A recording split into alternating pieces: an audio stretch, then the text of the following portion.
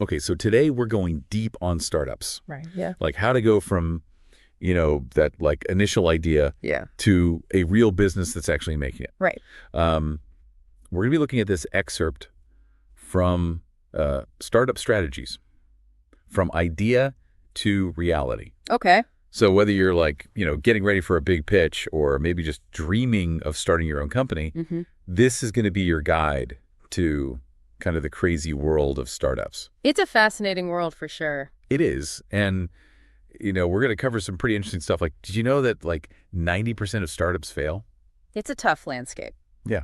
But the good news is we're going to look at how to like beat those odds. Oh, absolutely. There are definitely strategies that work.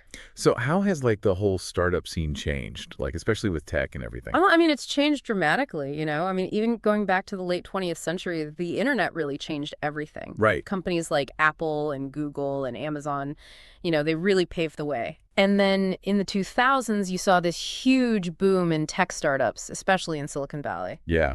Well, those are some pretty big names to follow. They are, but they all started somewhere, right? That's true. So let's talk about some of the like big names and concepts. Okay.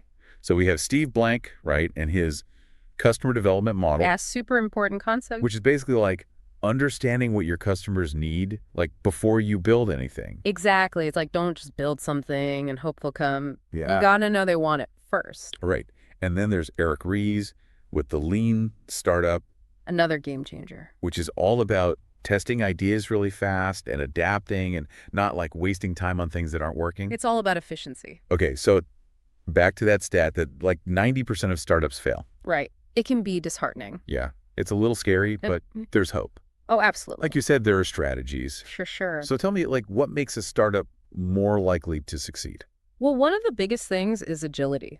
Companies that can adapt quickly, they're actually 60% more likely to succeed. Wow, that's a big difference. It is. Being able to pivot when you need to is crucial. So, okay, before we go too deep, let's talk about Amazon for a second. Okay. Just a fun fact. Did you know the very first thing they sold was like a computer programming book? It's true. They started small. Like super small. Yeah, which I think is a good lesson for anyone, Right. Even Amazon started somewhere. Exactly. So let's kind of walk through the startup timeline, like hit some of the key moments. Okay. So we get 1976, Apple gets founded, like huge impact on personal computers. Absolutely revolutionized the industry. Then 2001, Eric Ries comes in with the whole lean startup thing. Changed the way people thought about building businesses. Yeah, and then the 2010s social media just explodes. And that completely changed how startups connect with their customers. Right, like it's a whole new world. It is. Okay, so if we had to like sum up all the big takeaways from everything we talked about. The biggest things I think are understanding your market being flexible and really prioritizing customer feedback.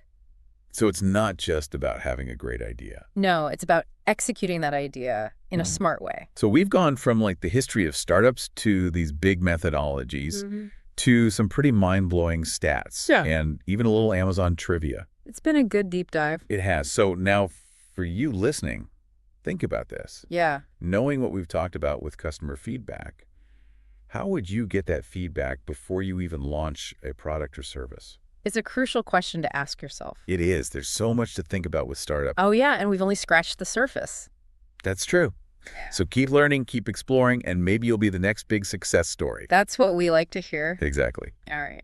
Okay, that's it for our deep dive today. Thanks for listening. Thanks, everyone. See you next time. Bye.